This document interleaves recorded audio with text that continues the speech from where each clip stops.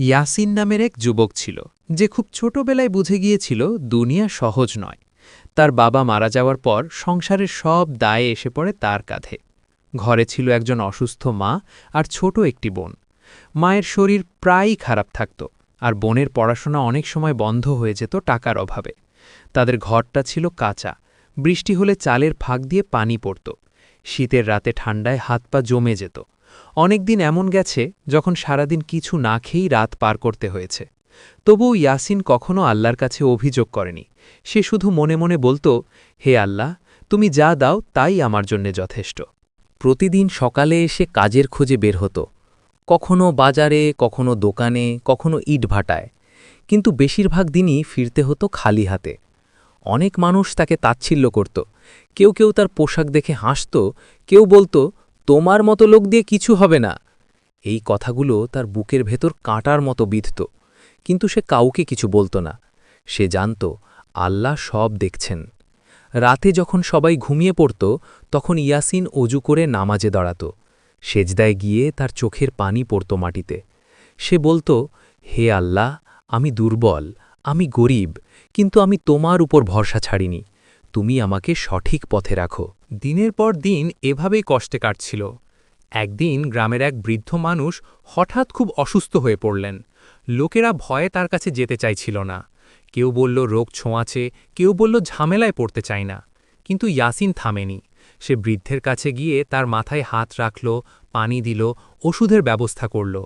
নিজের কাছে যা সামান্য টাকা ছিল সব খরচ করে দিল। রাতে সে বৃদ্ধের পাশেই বসে থাকল, যেন কোনো সমস্যা হলে সাহায্য করতে পারে। বৃদ্ধ অবাক হয়ে জিজ্ঞেস করলেন, বাবা, তুমি কেন এত করছ? তোমার তো নিজেরই কিছু নেই। ইয়াসিন শান্ত গলায় বলল, চাচা, আল্লাহ বলেছেন মানুষের উপকার করতে, আমি শুধু সেটাই করছি। এই ঘটনা শুধু একদিনের ছিল না। ইয়াসিন যেখানে কাউকে বিপদে দেখত সেখানেই দাঁড়িয়ে যেত।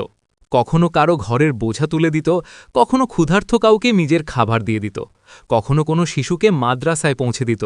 তার নিজের জীবন ছিল কষ্টে ভরা, কিন্তু তার হাত কখনো বন্ধ থাকত না। সে বিশ্বাস করত যে আল্লাহর জন্য দেয়, আল্লাহ তার হিসেব রাখেন। কিছুদিন পর জানা গেল যে বৃদ্ধ মানুষটির সেবা ইয়াসিন করেছিল তিনি শহরের এক বড় ব্যবসায়ীর বাবা। ব্যবসায়ী যখন সব জানতে পারলেন তখন তিনি নিজে গ্রামে এলেন। ইয়াসিনের সাথে দেখা করে তিনি অবাক হয়ে গেলেন। এমন দারিদ্র্যের মধ্যেও কোনো লোভ নেই, কোনো অভিযোগ নেই, শুধু সবর আর আল্লাহর উপর ভরসা। ব্যবসায়ী তাকে বললেন, বাবা, তুমি চাইলে আমি তোমাকে অনেক কিছু দিতে পারি। ইয়াসিন মাথা নিচু করে বলল, আমি কিছু চাই না, আল্লাহ আমাকে যা দেবেন সেটাই আমার জন্য ভালো। এই কথাই ব্যবসায়ীর হৃদয় বদলে দিল। তিনি ইয়াসিনকে নিজের কাজে নিয়োগ দিলেন। ইয়াসিন সততার সাথে কাজ করতে লাগল, মিথ্যা বলত না, কারো হক নষ্ট করত না। অল্প সময়ের মধ্যেই সবাই তাকে বিশ্বাস করতে শুরু করল। তার রিজিক বাড়তে লাগল। প্রথম বেতন পেয়ে এসে আগে মায়ের চিকিৎসা করাল, বোনকে আবার পড়াশোনায় ফিরিয়ে দিল। তারপর মসজিদে গিয়ে আল্লাহর কাছে শুকরিয়া আদায় করল।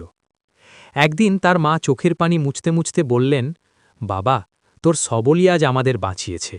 ইয়াসিন তখন মনে মনে বলল, হে আল্লাহ, সবকিছু তোমারই দয়া।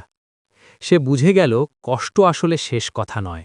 সবর করলে আল্লাহ ঠিক সময় তার প্রতিদান দেন, কখনো এমনভাবে দেন যা মানুষ কল্পনাও করতে পারে না। এই গল্প আমাদের শেখায় দুনিয়ার কষ্ট স্থায়ী নয়, কিন্তু সবরের ফল চিরস্থায়ী। যে আল্লাহর উপর ভরসা রাখে সে কখনো একা থাকে না।